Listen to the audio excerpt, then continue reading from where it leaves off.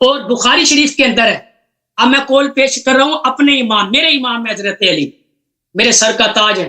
حضرت علی جوتیاں میں اپنے سر پہ رکھنا سعادت سمجھتا ہوں، ان کے پاؤں کی خاک میں اپنی آنکھوں میں لگانا سرما سمجھ کے میں سعادت سمجھتا ہوں. اس طرح جب اعظم کا جنازہ رکھا ہوا تھا، راوی کون ہے؟ یہ بخاری کی حدیث میں آپ دے رہا ہوں، پڑھنا آپ کا مطالعہ نہیں ہے. ابن عباس راوی ہیں، نبی کے چچا کے بیٹے ہیں راوی کہ میں کھڑا ہوا تھا، حضرت عمر کی میت رکھی ہوئی تھی، پیچھے سے ایک شخص آیا، میرے کندھوں پر ایسے پونیاں رکھ کر جو وہ کھڑا ہو گیا. اس نے کہا کہ میں نے اللہ کے نبی سے اکثر سنا ہے. اب یہ علی کہہ رہے ہیں، یا تو آپ کہیں کہ ہم علی کو بھی نہیں مانتے، یہ علی کہہ رہے ہیں میں حضرت علی کی دلیل دے رہا ہوں کہ آپ معصوم مانتے ہیں، نقل نہ کرو. میری بھی سننی ہے آپ نے، میری بھی سننی.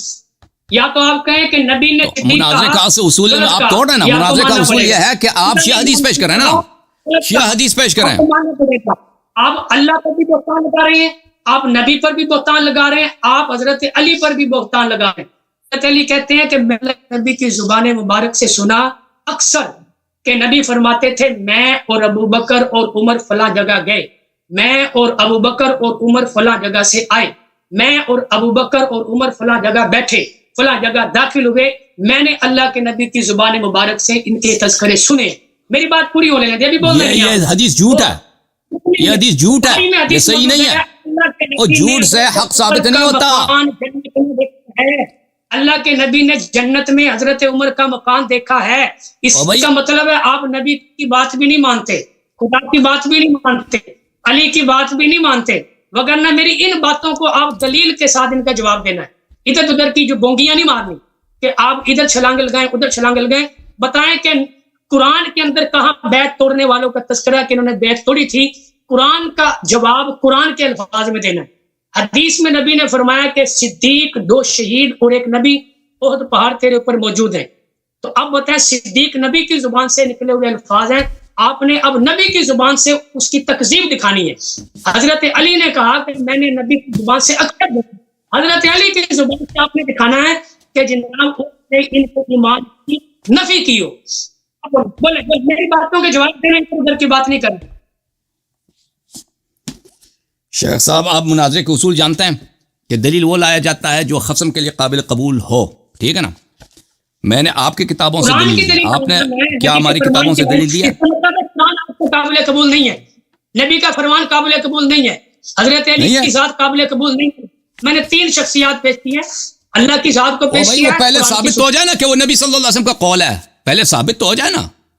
چلیں بھائی اجازت دیں، اب ان کے باتوں کا جواب دے دیتے ہیں. اب اس کو میوٹ کر رہے ہیں کیوں کہ میرے بیچ میں بول دے گا، جیسے میں خاموش تھا. دیکھیں میرے محترم ناظرین، انہوں نے کہا کہ قرآن مجید میں آیت ہے کہ ابو بکر مومن ہے، عمر مومن ہے. یہاں پہ ابو بکر عمر کا نام تو نہیں ہے نا، نام تو نہیں ہے، صرف بیعت کرنے والوں کا ذکر ہے کہ اللہ ان سے راضی ہو گئے. لیکن کیا اللہ تعالیٰ ہر بیعت کرنے والے سے راضی ہو گیا یا خاص بیعت کرنے والوں سے راضی ہو گیا؟ بات یہ ہے، اگر قرآن میں ایک ایسی آیا ہو کہ جس نے بھی بیعت کیا اللہ نے اس سے راضی ہو گیا تو پھر بات ان کی صحیح ہے. لیکن اگر قرآن میں اس طرح نہ ہو، قرآن یہ کہہ رہا ہو کہ میں ان بیعت کرنے والوں سے راضی ہوا ہوں جن کے یہ صفات ہیں، اور ان بیعت کرنے والوں سے راضی نہیں ہوا ہوں جن کے یہ صفات ہیں، جن کے فلان فلان صفات ہیں، تو پھر تو یہ ثابت نہیں ہوتا نا کہ جس نے بھی بیعت کی ہے اللہ اسے راضی ہو گیا. قرآن یہ بالکل نہیں کہہ رہا کہ جس نے بھی بیعت کیا اللہ اسے راضی ہو گیا. قرآن یہ فرما رہا ہے کہ جنہوں نے بیعت کی وہ 2 گروہ ہیں. ایک گروہ ہے جو بیعت میں برقرار رہے گا، اللہ ان سے راضی ہے، اور ان کی صفت یہ ہے کہ وہ مومن ہے اور اللہ تعالیٰ ان کو فتح قریب عطا فرمائے گا. اور سب کے نزدیک، محدثین مفسرین کے نزدیک سب کو پتہ ہے کہ فتح قریب یہاں سے مراد کیا ہے؟ فتح خیبر ہے، فتح خیبر. تو اللہ جس مومن سے راضی ہوا ہے وہ فاتح خیبر ہے. اور اللہ تعالیٰ نے اسی آیات میں بتا دیا کہ ایسے گروہ نے بھی بیعت کی جو اپنی بیعت کو توڑ دیں گا وہ جہنمی ہے، ٹھیک ہے نا. اور ہم نے ان کے اپنے صحیح احادیث سے ثابت کیا کہ ان کے شیخین ابو بکر عمر نے انہوں نے جھوٹی بیعت کی ہے. یہ کیسے صدیق بنے بھائی جنہوں نے بیعت کر کے فوراً توڑ دیا، موت پہ بیعت کی اس کے بعد فوراً 2 ہفتوں کے بعد اس کو توڑ دی، سب کے سامنے شرم بھی نہیں کیا. حالانکہ اس زمانے میں عرب بڑے غیرت مند ہوتے تھے. دیکھیں ایک بہت بڑا واقعہ ہے غزوہ خندق، کف اللہ المؤمنین القتال بعلی بن ابی طالب علیہ الصلوۃ والسلام. میرے مولا امیر المؤمنین علیہ السلام کے ایک ضربت نے اسلام بچایا، قرآن بچایا، توحید بچایا. اسی وجہ سے آپ مسلمان کلمہ پڑھ رہے ہیں آج، اسی کے صدقے سے. وَإِلَّا سب صحابہ مشرک ہو جاتے. وہ کب تھا؟ جب عمرو بن عبد العزیز آیا تھا مسلمانوں کے سامنے حلب مبارز کہہ رہا تھا. ٹھیک ہے نا. تو وہ جب امیر المؤمنین علیہ السلام سے اس کا سامنا ہوا تو امیر المؤمنین علیہ السلام نے کہا کہ میں آپ سے کیوں ادھر آیا ہوں؟ تو ہمارے آپ سے دشمنی نہیں ہے عمرو، قریش والے ہم سے جنگ کر رہے ہیں، آپ کیوں آئے؟ آپ واپس چلیں. اس نے کہا نہیں میں واپس نہیں چلوں گا، جاؤں گا، مجھے لوگ عورتیں مجھے تانے دیں گے کہ یہ جنگ سے بھاگ گیا ہے، علی سے ڈر کے بھاگ گیا ہے. اس نے وہاں پہ موت قبول کی، بھاگ نہیں گیا. لیکن آپ کے شیخین سب کے سامنے، سب صحابہ کے سامنے، یہودیوں کے سامنے نبی صلی اللہ علیہ وسلم کو شرمندہ کیا انہوں نے اپنی بےغیرتی کی وجہ سے. بھاگ کے آگے. آپ کہہ رہے ہیں کہ وہ غیر معروف کتاب ہے. آپ جاہل ہیں نا، آپ کو پتہ نہیں کہ غیر معروف، یہ بہت مشہور کتاب ہے. یہ کتاب المصدق علی الصحیحین اسی نہج پہ لکھی ہے جو بخاری مسلم اس پہ لکھی ہے، اور اس کے مصنف اپنے زمانے میں مفسرین کا امام، محدثین کا امام تھا. اب یہ غیر معروف کتاب ہے. جاہل کے نزدیک تو سب کتابیں غیر معروف ہوتے ہیں. کون جاہل کہتا ہے کہ مصدق علی الصحیحین غیر معروف کتاب ہے؟ آپ نے کس مدرسے میں تعلیم حاصل کیا نا، آپ ایسے پگڑی لگا دیا آ گئے کہ مولوی صاحب ہے. یہ آدمی حالت یہ ہے اس شخص کی، کہہ رہے مصدق علی الصحیحین یہ غیر معروف کتاب ہے. یہ کتاب مصادر میں سے، مراجع میں سے بہت مشہور، معروف اور معتبر کتاب ہے. اور پھر اس نے نہیں کہا، صرف اس نے تو نہیں کہا، ذہبی نے بھی تصحیح کیا. آپ کو کیا معلوم کہ محمد بن عثمان بن قائم شمس الدین ذہبی کون ہے؟ آپ کو کیا معلوم؟ جو شخص کہتا ہے کہ مستدرک غیر معروف کتاب ہے وہ بھی یہ کہے گا کہ ذہبی کون ہے. ذہبی محدثین کا امام ہے، جرح و تعدیل میں اس کا ثانی نہیں ہے. اس نے تصحیح، اور کٹر ناصبی شیعہ کا دشمن ہے، اس نے تصحیح کیا کہ شیخان بھاگ گئے تھے. تو ملاحظہ کریں میرے محترم ناظرین، کہہ رہے کہ جس نے بھی بیعت کیا، میں نے اس کو کہہ دیا کہ آیا پڑھ کے ہمیں سمجھا دو کہ ابو بکر کیسے مومن ہے. 2-3 دفعہ اس کو کہہ دیا اس شخص کو. اس نے آیا پڑھ کے سنا ہے آپ لوگوں کو کہ ابو بکر، ایسے ہی کہتے قرآن میں لکھا ہے کہ ابو بکر مومن ہے. تو آیا پڑھ کے دکھاؤ نا، لفظ بلفظ ترجمہ کرو تاکہ ہم دیکھیں وہاں پہ کہاں لکھا ہے کہ ابو بکر مومن ہے.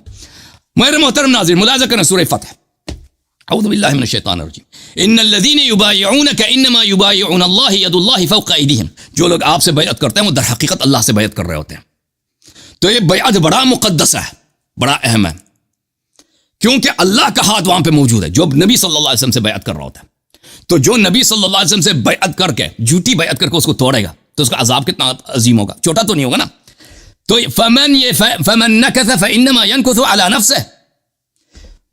قرآن کی ایک آیت کو پکڑتے ہو، ہاں، افتؤمنون ببعض الکتاب وتکفرون ببعض.